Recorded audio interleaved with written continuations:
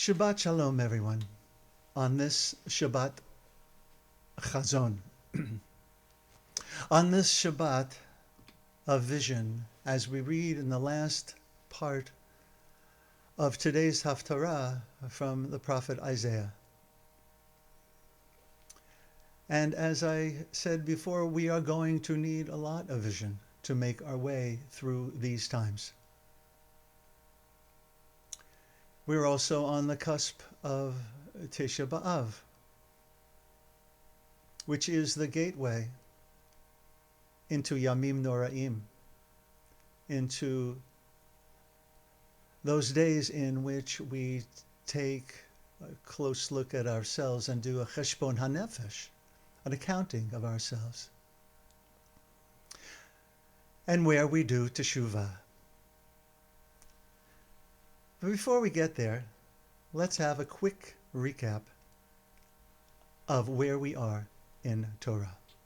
First of all, in this parsha, Moshe begins by reminding the Israelites of their journey through the wilderness, highlighting the challenges and God's guidance.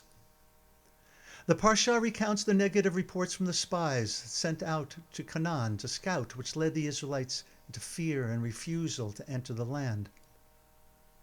Moshe delivers his final words of encouragement and instruction to the Israelites as they prepare to enter the land of promise, emphasizing obedience to God's laws. And finally, the parsha concludes with Moshe acknowledging his impending death and passing on the leadership to Yehoshua ben Nun, as George mentioned his name, to Joshua.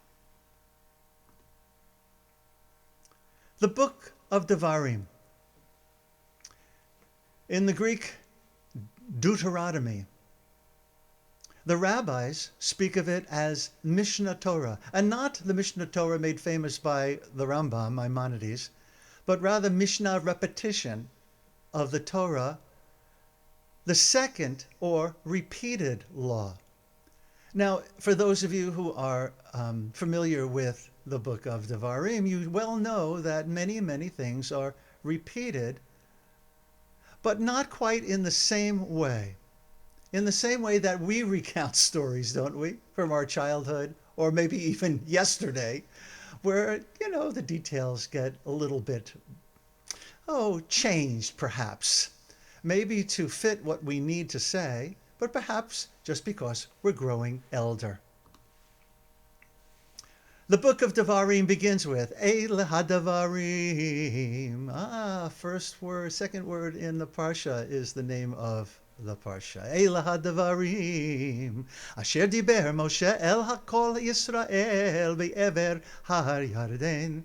These are the words, Devarim, the words, that Moshe spoke to all Israel on the other side of the Jordan, Yarden. So what's going on here? They're overlooking the land that Moshe will not get to go into, as he already knows. Rabbi Jonathan Sachs of blessed memory, he teaches that the Mishne Torah, which I mentioned already, means that this book is a copy of the covenant between God and the people. A copy, a repetition of the covenant between God and the people, made at Sinai, and now renewed at the bank of the Jordan, and renewed again at significant moments in Jewish history. It is the written record of the agreement, just as a ketubah record is a written record of the obligations undertaken between a married couple. So I'm curious, before I go on, is there anybody here, just raise your hand, who had your lives a recommitment ceremony, either from a marriage or from anything else that you were taking on that you wanted to make a vow to? Haiti and Eliana, a number of people, Devorah Lynn. Beautiful, beautiful. Well, that's what's going on in the book of Devarim. So let's get back to where we are. Where I am actually, which is to point out that this entirety of the book is really all about teshuvah, of doing that inner accounting, that cheshbon nefesh, that brings us back perhaps a little bit closer to our authentic selves, to the mission in this lifetime, which is embedded in our DNA. I don't use the word perfection because that ain't going to happen. None of us are going to reach perfection, but perhaps if we are so blessed, we will reach moments of aha, of that's why I'm here. It's not that hard to do, says Torah anyway, because later on in the book of Devarim, it says, Ki tashuv el Adonai elecha. Once you return, so look in red, shuv, to return, teshuvah, repentance, returning, right? Washing away that karmic schmutz that we've been carrying around with us in order to be able to see the light and more light enter into us. Once you return to Yud Hey Vav Hey, your God, b'chol levavcha, v'chol nafshecha, oh, that sounds familiar, does it not? So with all our heart, with all our soul, we go there, right? And ki ha-mitzvah hazot asher anochi mitzavcha hayom. There's that word mitzvah. You know what it is. It doesn't mean a good deed, although in popular parlance I know it means. It really means instruction, or it can mean a spiritual tool in order to return to who we are, that we use these instructions, these mitzvot, these portals to walk through in order to see more of ourselves as intended, what our deployment is. This instruction, this Torah, Asher Nochi Mitzavcha Hayom, which I command you or instruct you this day, this is not like way back there. This is like for now. This is Torah in real time. Lo niflat hi mimcha v'lo rochaka hi. It is not baffling, or it's not a mystery. It's not a great surprise, and it's not far from you. It's not beyond reach. V'lo me'ever liyam hu le'mor mi avor lanu el ever hayam v'yikachenu lanu. Neither is it beyond the sea, that you should say, who among us can cross to the other side of the sea and get it for us and impart to us that we may observe it? Ki karov, karov elecha, hadavar me'od. That thing is very close to you. Beficha uvilvavcha la'asoto. In your mouth and in your heart, to do it. It's not a great mystery, as Luzzatto writes in the beginning of Yilat Misharim, in the textbook, literally, for Musar. I'm not telling you something that you don't already know. All we need to know, we just need to remember that we know it. If you ever want to read the book that I felt was the most transformative book that I read in my rabbinical studies, read Not in Heaven by Eliezer Berkovitz. Lo bashamayim hi, it says in the book of Devarim, lemor. It's not in heaven. It's not up there. That you should say, who among us can go up to the heavens and get it for us and impart it to us, that we may observe it, that we may do it? No, it's right here in front of our eyes. And my kippah off to D. Herman for following your passion this week to pray in a senator's office along with other Jewish leaders, that you may do it. You heard the message. You followed your calling. Rabbi Yehuda Shavis of blessed memory calls Devarim the book of second chances. I think that's pretty cool. We get to do it. It's like a do-over. I don't know how many of you played wiffle ball as a kid, but you're always yelling, no, do-over in kinds of games.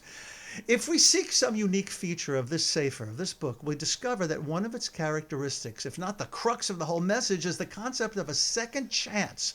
In other words, even if one has failed and sinned, okay, the word sinned, that's problematic. Well, we can talk about that in Elul when we start studying teshuvah. There's always an opening for repair and improvement, for change and renewal. Thus, for Shaviv, the book of Deuteronomy is primarily a book about teshuvah, about repentance, my point entirely.